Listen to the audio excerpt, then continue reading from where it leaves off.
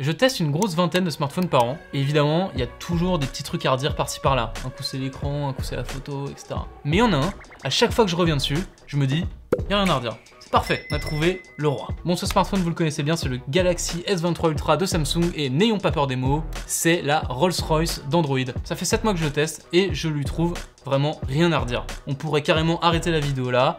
Il est parfait, achetez-le, merci, au revoir. Bon, j'exagère, il y a évidemment 2-3 petites pétouilles par-ci par-là, on va y revenir. Au global, c'est un peu le smartphone parfait. C'est déjà ce qu'on disait au moment de son test, et force est de constater qu'au bout de 7 mois, eh bah, il a super bien vieilli. Si vous regardez cette vidéo, c'est sûrement que vous êtes intéressé pour acheter ce smartphone, ou au moins que vous le regardez de près, et vous hésitez peut-être avec le S22 Ultra de l'année d'avant, ou bien peut-être que vous attendez le S24 Ultra. Alors je vous arrête tout de suite, s'il y en a un à prendre, c'est celui-là.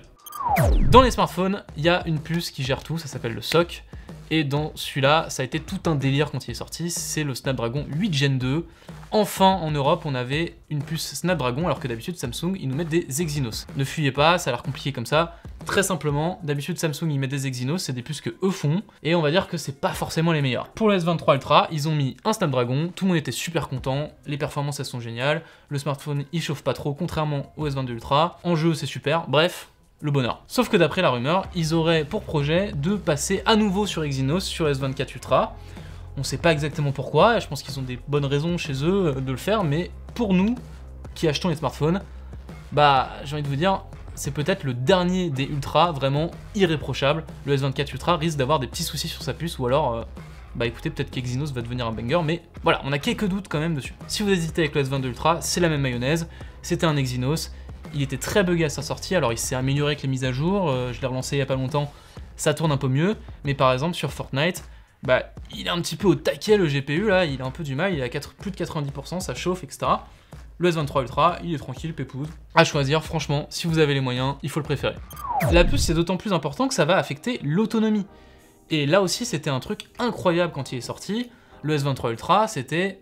On n'avait jamais vu ça. Le truc, il tournait quasiment 3 jours sans qu'on ait besoin de le charger. Alors évidemment avec une utilisation tranquille, hein, mais franchement, moi j'avais tenu 3 jours plein sans le charger. Mais vous connaissez la chanson, les journalistes tech et les influenceurs vous disent toujours l'autonomie elle est incroyable, machin, et puis 6 mois plus tard, il n'y a plus rien, le téléphone au bout de 10 heures, c'est ciao. Alors, c'est un peu ça, mais pas vraiment. Moi ça fait 7 mois que je l'ai, il tient une journée et demie, c'est-à-dire que je le débranche un matin, je vais tenir toute la journée sans jamais regarder mon autonomie, et je vais pouvoir embrayer sur une deuxième journée, mais il faut pas chercher beaucoup plus, et en général, je termine pas la journée. Alors oui, c'est moins bien que à sa sortie, avec une batterie toute neuve, avec un système tout neuf, où il n'y a rien installé dessus. J'ai même envie de vous dire, il y a très peu de smartphones qui me stressent pas au niveau de l'autonomie, où je suis pas tout le temps en train de regarder, voilà, combien il me reste, il faut pas que je le branche, etc. Ça reste une très bonne autonomie, et ça reste un très bon point fort de ce smartphone. Maintenant, il faudra peut-être voir au bout de quelques années, mais pour l'instant, ok. Bon, faut quand même garder en tête qu'en plus de ça, j'ai une utilisation assez lourde du téléphone, je m'en sers pour mon boulot. Par exemple, je vais dans des salons, je passe la journée à faire des interviews en notant dessus, je prends des photos, je prends des vidéos, j'échange avec plein de monde sur le smartphone. Vraiment, je l'utilise à balle pendant toute la journée. Et même comme ça, j'arrive à tenir à peu près la journée. Voilà, je stresse un peu plus quand même, peut-être, parce qu'en salon, ça en va quoi. D'ailleurs, je parle des photos, et c'est vraiment là où pour moi, il brille en photo. Au-delà de la qualité intrinsèque des photos, d'ailleurs sur les comparos il a tendance à gagner, je trouve que sa grande force c'est surtout sa polyvalence. C'est ce qu'on dit à chaque fois, mais concrètement, qu'est-ce que ça veut dire? Dans mon petit cas personnel, au dos il y a 4 modules photo, et concrètement ce que ça apporte, c'est que quelle que soit la situation dans laquelle je me retrouve, j'ai toujours une bonne façon de prendre ma photo, et je suis toujours à l'aise. C'est à tel point que j'y pense même pas. Je suis là, je me balade dans les allées d'un salon, et au loin, je vois quelque chose d'intéressant, je suis un petit peu loin, donc hop, je sors mon x10, et je le fais sans réfléchir, et je me retrouve un peu projeté près de mon sujet, c'est très agréable. Après, on va dire, je me rapproche un peu, j'ai envie de prendre un petit détail, mais de très près, comme ça, il y a une ombre. Alors, je me recule un peu, je passe en x3, et là, j'ai une photo très clean. Et puis, ce tout petit détail que j'avais pas remarqué, attends, je me rapproche, ultra grand angle, macro, c'est clean, la mise au point elle se fait immédiatement, enfin vous voyez le truc quoi. Voilà, vous avez compris, c'est vraiment très pratique, et c'est à la fois un super joujou parce qu'on s'éclate avec, mais en même temps ça peut devenir un vrai outil pro, et dans mon cas ça l'a été à 100%. Alors là je vous parle évidemment d'un usage très concret, si on veut regarder dans le détail sur la photo, il y a évidemment comme sur chaque smartphone des petits soucis par-ci par-là, des petits défauts. Par exemple on va avoir un petit effet de voile quand la luminosité est pas très bonne en x10, je vous montre à l'écran. On peut aussi avoir des petits soucis de focus, moi je sais que je prends pas mal en photo des montres que je teste, et faut que je m'y reprenne à je sais pas combien de fois, l'appareil ne comprend pas bien que le sujet de la photo c'est la montre, il essaye d'aller derrière, d'aller trop près, enfin bref, il a un souci d'autofocus. Et d'ailleurs, globalement, le focus peut être un des petits soucis de ce smartphone. Je trouve qu'en x3, qui est le mode portrait de base, j'ai pas mal de photos qui sont assez floues, qui sont un petit peu décevantes. Faut s'y reprendre à 2-3 fois, et là on arrive quand même à avoir un sujet bien détouré, bien net. Mais dans le lot des photos, on en a toujours des ratés. D'ailleurs, même en plein jour, c'est un plaisir de prendre des photos parce qu'on a un écran qui tabasse en termes de luminosité. Il envoie je sais plus combien de nits, pour regarder. On le sait, ça fait partie des écrans les plus lumineux du marché, mais au-delà des specs, c'est vrai qu'au quotidien, eh ben écoutez, j'ai jamais vu le moindre reflet sur ce smartphone. C'est aussi simple que ça. J'ai jamais été gêné, j'ai jamais eu à plisser les yeux, j'en ai pas souvenir en tout cas. Que ce soit en bagnole, sur la plage, voilà, cet été il a fait très chaud, je pouvais être en plein soleil parfois avec mon smartphone, aucun problème. Bon d'ailleurs, il n'y a pas que sur la luminosité qu'il excelle cet écran, il est juste formidable sur tout. Colorimétrie, vibrance des couleurs, fluidité, enfin bref, nommez ce que vous voulez. Moi j'ai vraiment passé un moment incroyable et je vous disais d'ailleurs en début de vidéo que je teste plein de smartphones et en général quand je reviens sur S23 Ultra après mes tests, je suis... Ah ouais quand même, ouais d'accord, ok. En fait non, le S23 Ultra c'est au-dessus quand même. Globalement j'ai kiffé tout ce que j'ai regardé sur cet écran, c'est pas compliqué. C'est une dalle qui est large, 6,8 pouces, en plus elle est très rectangulaire donc on a très peu de pertes. Quand on aime bien, vous savez, un peu zoomer dans l'écran pour avoir pas de bande noire sur les côtés, et bah hop, on est là, c'est nickel, c'est parfait. Ouais, il n'y a pas de pixels qui se perdent dans les arrondis et on perd très peu de surface d'affichage, donc finalement on est tout le temps zoomé dedans et on prend un pur kiff. Et je sais pas vous, mais moi j'ai tendance à regarder pas mal de trucs le soir dans mon lit, et on pourrait croire que, voilà, vu la taille du bousin, ça pourrait faire un peu mal au bras. Franchement non, je suis pas particulièrement musclé ou quoi, juste je suis là, tranquille le soir, et je sens pas plus que ça le poids du smartphone, je suis assez confort. Globalement, je trouve d'ailleurs que la prise en main de S23 Ultra, elle est vraiment assez bluffante. C'est un smartphone qui est massif, qui est un peu carré, et pourtant, on n'est pas gêné plus que ça, je trouve, par son format. Il y a une certaine intelligence en fait dans la manière dont c'est fait. Si on compare avec le S22 Ultra que j'ai réutilisé il y a pas longtemps, il était beaucoup plus arrondi, et quand je comparais les deux entre les mains, en fait, il y a un vrai changement qui a été fait. Le S22 Ultra, j'ai l'impression d'avoir une bouteille dans les mains, c'est pas agréable, je sais pas, il y a quelque chose de bizarre. Là, le côté brique, le côté massif, bah, je le sens pas plus que ça. Il est même assez confort, j'ai pas peur de le faire tomber. Voilà, c'est un peu une espèce de truc magique qu'ils ont trouvé. Bravo Samsung, là-dessus... Ah mais oui, putain, le stylet. Alors, Robin me rappelle qu'il faut que je parle du stylet, et j'avais complètement oublié qu'il fallait que je vous en parle. Alors, ça va être très vite.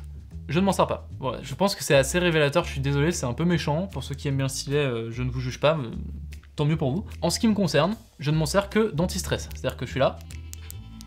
Voilà, c'est tout. Vraiment, ça me sert qu'à ça. C'est-à-dire que le reste du temps, j'ai essayé de prendre des notes avec en salon, je vous parlais des salons tout à l'heure. Voilà, pour faire le malin.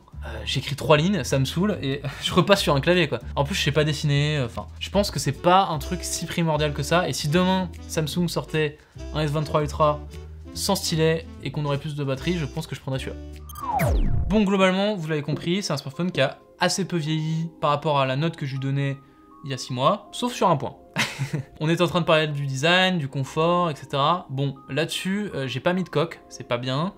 J'aurais bien aimé, mais j'en avais pas, donc j'en ai pas mis, je l'ai utilisé comme ça. Il a pris un petit peu cher, quoi. C'est-à-dire que là, il y a un énorme impact sur le dessus du smartphone qui a un petit peu enfoncé le châssis.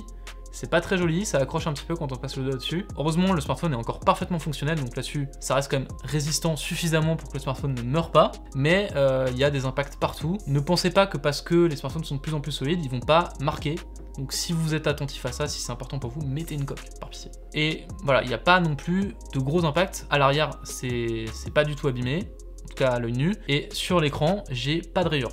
Et pour le coup, on peut pas dire ça de tous les smartphones premium. J'ai testé pas mal de smartphones qui, même après une semaine d'utilisation, avaient une petite rayure par-ci par-là. Oui, il marque, mais ça reste très ok, là aussi.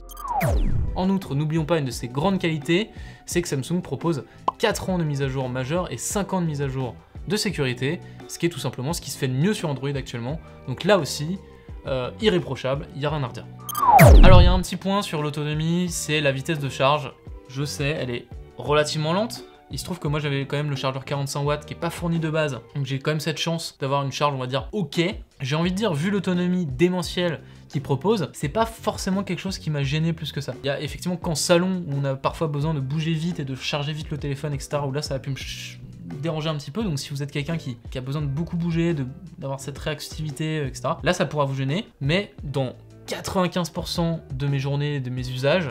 Franchement, la vitesse de charge, ça m'a pas manqué quoi. Bon, je suis désolé, j'ai pas beaucoup plus de défauts à donner sur ce smartphone. Vous allez dire que je travaille pour Samsung, mais à un moment, quand les choses sont bien faites, et ben il faut aussi le dire. Là, franchement, c'est une génération bénie pour les Samsung Galaxy S Ultra. Et j'irai plus loin, si dans votre vie vous avez envie d'acheter un smartphone ultra premium, si c'est un projet que vous avez, etc. Et je vais aller plus loin, si dans votre vie vous aviez pour projet à un moment donné d'acheter un smartphone ultra premium, de vous faire plaisir d'acheter vraiment le top du top, vous l'avez peut-être sous les yeux. Je veux dire par là que le prochain serait peut-être moins bien, comme on l'a expliqué avec les Exynos, etc. Et qu'on n'est pas sûr d'avoir à nouveau une espèce de voilà d'alignement des planètes parfait comme ça, pour avoir un smartphone un petit peu ultime d'Android. Donc si vous hésitiez, si vous avez les moyens évidemment, d'ailleurs il a baissé en prix d'environ 300 €, donc c'est quand même à prendre en compte, ça reste totalement legit de l'acheter, même 7 mois plus tard, et j'ai envie de dire foncez quoi. Voilà, moi maintenant je vais devoir me séparer, je vais devoir repasser sur d'autres smartphones, d'autres marques, d'autres horizons, des iPhones peut-être, et je vais devoir dire adieu à ce S23 Ultra, et franchement, bah, je m'en souviendrai. Non, blague à part, c'est vraiment un smartphone dont je me souviendrai.